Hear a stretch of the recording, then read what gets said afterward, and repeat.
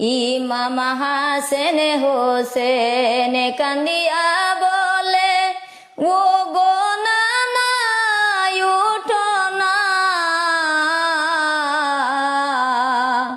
একবার ওইটা কথা কোনা, দিলি কলি যায় মানে না।